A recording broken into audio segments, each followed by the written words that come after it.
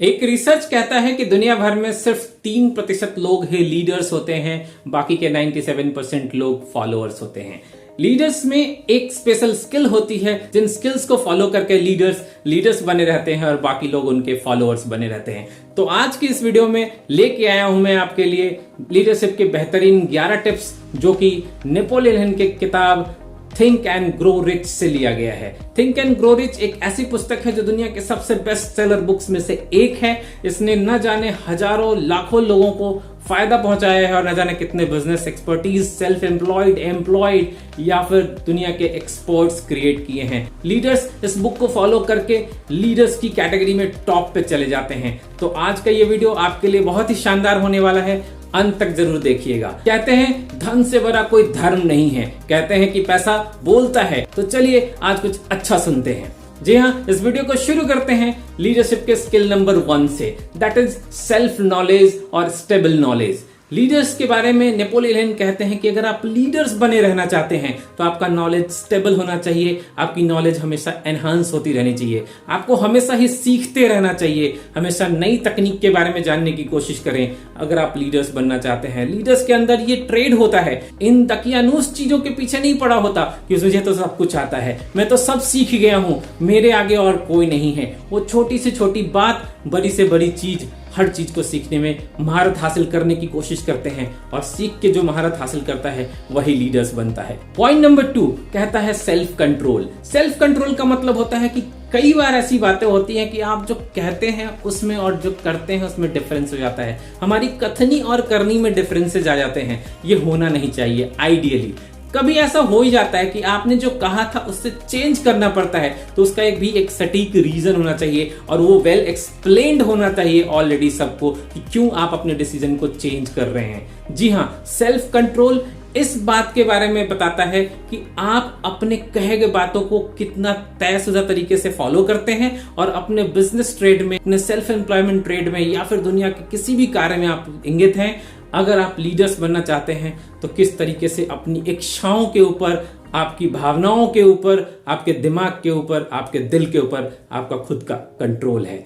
Success के leadership skill number 3 में Napoleon Hill कहते हैं we should have a constant behaviour. Constant behaviour का मतलब बहुत सिंपल है कि हमारा बिहेवियर, हमारा व्यवहार अपनी एम्प्लॉयर के प्रति, अपने एम्प्लॉयज के प्रति हमेशा कांस्टेंट होना चाहिए। ऐसा नहीं कि हमारे मूड स्विंग होने चाहिए, कभी हमारा बिहेवियर वेरी रूड हो, कभी हमारा बिहेवियर बहुत सॉफ्ट हो, कभी हमारा बिहेवियर बहुत एग्रेसिव हो, कभी हमारा बिहेवियर बहुत सबमिसिव हो। ऐसा नहीं होना चाहिए। हमारा बिहेवियर कांस्टेंट होना चाहिए। कार्य को अगर तय कर लिया है तो उसको करने तक, उसको अंजाम तक पहुंचाने तक हमें एक ही बिहेवियर को फॉलो करना चाहिए।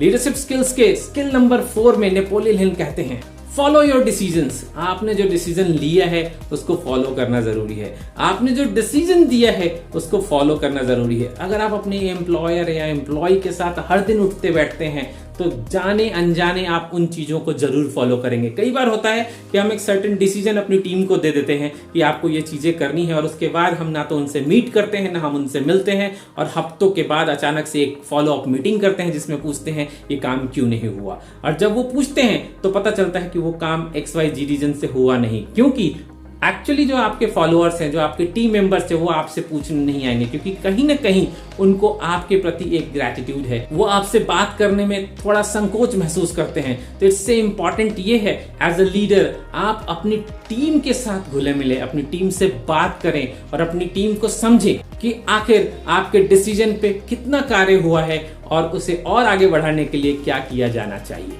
सक्सेस के लीडरशिप स्किल्स नंबर 5 में नेपोलियन हिल कहते हैं कि आपका प्लान सर्टेन होना चाहिए। सर्टेन प्लान का मतलब है जब तक आपके पास गोल शीट नहीं है, आपके पास प्लान नहीं है, आप किस चीज के लिए काम करेंगे। गोल शीट होना बहुत जरूरी है और गोल शीट में सबसे इंपॉर्टेंट चीज है कि वो हमेशा ही स्पेसिफिक होना चाहिए, टास्क असाइंड होने चाहिए और टाइमलाइन सेट होना चाहिए। अगर डेडलाइन नहीं है कार्य कभी कंप्लीट नहीं होगा। अगर टास्क असाइंड नहीं है तो कोई इसकी रिस्पॉन्सिबिलिटी नहीं लेगा और अगर टास्क तय ही नहीं है तो कोई भी कुछ भी कर रहा होगा। एक लीडर्स को न केवल अपनी टीम को हमेशा मोटिवेट करते रहना पड़ता है, बल्कि उसकी अच्छाई और बुराइयों को भी समझते रहना पड़ता है। इसलिए अपने टिप नंबर 6 में नेपोलियन हिल कहते हैं, एक लीडर को गिवर नोट पे होना चाहिए। हमेशा ही आपको लेने लेने की बात नहीं करनी चाहिए, ये मिला कि नहीं, वो मिला कि नहीं, आप ये दे दो, आप वो दे दो। कभी आपको देने की इच्छा भी होनी चाहिए। आपके एम्प्लॉयज या आपकी टीम या आपके फॉलोअर्स जब तक बदले में कुछ पाएंगे नहीं, तब तक वो आपको देंगे नहीं। गिव एंड टेक का ये फॉर्मूला हमेशा ही विश्व विजेता रहा है। आपको विश्व भर में अगर चैंपियन बनना है, लीडर बनना है, तो आपके अपने फॉलोअर्स के बारे में चिंता करनी चाहिए। लेने की बात नहीं, देने के बारे में सोचे। अगर आप देने के बारे में सोचेंगे तो आपके पास आने की संभावनाएं अपने आप ही बढ़ जाएंगी। अगर आप अपने एम्प्लॉयज के बारे में, अपने फॉलोअर्स के बारे में ध्यान रखते हैं, उनको समझने की कोशिश करते हैं, तो सातवां नंबर लीडरशिप स्किल्स कहता है कि ग्रैटिट्यूड की भावना रखें। जो लोग आपके लिए कुछ कर रहे हैं, कुछ अच्छा करके दे रहे हैं, जिनकी वजह से कुछ अच्छाइयां हो रही हैं सिस्टम में, उनके लिए ग्रैटिट्यूड रखिए। उनको हमेशा बेहतर बताइए, लोगों के बीच में उनकी प्रशंसा कीजिए। यदि कोई व्यक्ति गलत कर रहा है, किसी से कोई गलती हो गई है, उसे अकेले में बुलाइए, अकेले में बुला के उससे बात कीजिए, उसे समझाइए कि उससे क्या गलती हो गई है और उसे कैसे ठीक कर सकता है। ध्यान रखें, प्रशंसा हमेशा लोगों के बीच होनी चाहिए और सुधार हमेशा अकेले में होना चाहिए। ये बात अगर आप ध्यान रखेंगे तो आपकी टीम और भी स्ट्रांग बनेगी और वो आपके स्ट्रांग फॉलोअर बनेंगे और आप बहुत बड़े लीडर बनेंगे। सिंपैथी एंड अंडरस्टैंडिंग एक ऐसी टेक्निक है जो आपके फॉलोअर्स को और स्ट्रांग फॉलोअर बनाता है। जी हाँ, स्किल नंबर 8 कहता है कि आप अपने फॉलोअर्स के बारे में समझने की कोशिश करें, उनकी अच्छी बातों को जाने, उनकी बुरी बातों को जाने, उनकी संभावनाओं को जाने, उनकी असंभावनाओं को जाने। जरूरत होने पे एम्पैथी और सिंपैथी दोनों का इस्तेमाल करें, क्योंकि एक लीडर्स के लिए ये एक बहुत बड़ी गुणवत्ता होती है कि वो अपने फॉलोअर के बारे में एक एक चीज जानते हैं और उनको दिल से समझते हैं, न कि दिमाग से। आगे बढ़ते हैं सक्सेस के लीडरशिप स्किल नंबर 9 पे, डिस्क्रिप्शन स्किल्स। डिस्क्रिप्शन स्किल्स का मतलब है जो चीज भी आप बात कर रहे हैं, जिन योजनाओं पे आप काम कर रहे हैं, जो चीजें आपके फॉलोअर्स आपको बता रहे हैं या जिन इकाइयों के ऊपर आप काम करके अपने फॉलोअर्स को बता रहे हैं कि कैसे चीजों को काम करना है, उसका फुल डिस्क्रिप्शन, अंडरस्टैंडिंग आपकी पूरी टीम के पास होनी चाहिए। ऐसा नहीं होना चाहिए कि आपने एक प्लान बना लिया और अपनी टीम को बोल दिया कि आप ये करते रहो और उसके बाद सिर्फ आप फॉलोअप कर रहे हैं कि हो रहा है कि नहीं हो रहा है। एक्चुअल में आपका गोल आपकी टीम के गोल के साथ मैच करना चाहिए। आपकी टीम का गोल और आपका गोल एक ही होना चाहिए और वो तभी हो सकता है जब कोलैबोरेटिव अप्रोच होगा, जब टीम आपस में बात करेगी और बात करके उन चीजों को विस्तार से समझेगी। इसलिए डिस्क्रिप्शन का skills one of the best skill माना जाता है लीडरशिप ट्रेड्स में। Ownership of the failure, point number 10।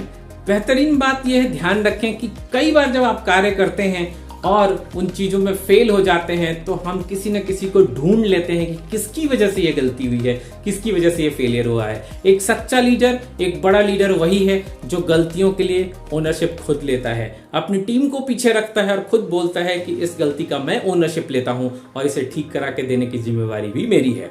वहीं एक सक्सेसफुल लीडर्स अपनी टीम को हमेशा ही सपोर्ट करता है, इंस्टेड ऑफ जस्ट फेलियर उनके मत्थे जड़ देने के, फेलियर पे उससे सीखने की कोशिश करके उसे करेक्ट करने की कोशिश करता है। तो लीडरशिप के स्किल नंबर 10 में हमेशा ध्यान रखें, जब कभी भी आपकी टीम से कोई गलती हो जाए या फिर किसी वजह से सक्सेस का लेवल नहीं पहुंच पाए, तो उसकी तकनीकी खराबियों को समझने की कोशिश करें, उसके प्रॉब्लम को समझने की कोशिश करें और उसे रिजॉल्व करने की कोशिश करें। And last but not the least, सबसे important, the 11th point, help each other, work together. साथ में काम करें, एक दूसरे की सहायता करें। टीम में एक ऐसी भावना होनी चाहिए, चाहे वो कोई भी डिपार्टमेंट हो, कोई भी फंक्शन हो, सब एक दूसरे की हेल्प करे। अकाउंटिंग वाला फाइनेंस को हेल्प करे, फाइनेंस ट्रेनिंग को हेल्प करे, ट्रेनिंग वाला सेल्स को हेल्प करे, सेल्स वाला मार्केटिंग को हेल्प करे, मार्केटिंग वाला कस्टमर सर्विस को हेल्प करे। अगर ये सारे फंक्शन साथ मिलकर काम करेंगे तो आप एक दूसरे की जरूरतों को समझेंगे, आप एक दूसरे की प्रॉब्लम्स को समझेंगे और उसे साथ में रिजॉल्व करेंगे। आपने कई बार देखा होगा आपके बिजनेस में फाइनेंस टीम अप्रूवल नहीं देती फॉर XYZ रीजन, वहीं आपकी टीम में मार्केटिंग टीम कुछ प्लान लॉन्च कर देती है, लेकिन इन सब की जानकारी आपकी कस्टमर सर्विस टीम को नहीं होती है। ऐसा बिल्कुल नहीं होना चाहिए। आपकी कस्टमर सर्विस टीम को फाइनेंस की जानकारी भी होनी चाहिए, मार्केटिंग की जानकारी भी होनी चाहिए, सेल्स की भी जानकारी होनी चाहिए कि आखिर कौन सी टीम कौन से टारगेट पे काम कर रही है और उसका एक्चुअल में रेप्लिकेशन क्या होगा, जिसकी वजह से कस्टमर सर्विस में लोग आपके पास इंटरेक्शन कर सकते हैं। हर टीम मिलकर काम करेगी तो आपकी टीम और स्ट्रांग होगी और आप एक सक्सेसफुल लीडर बनेंगे।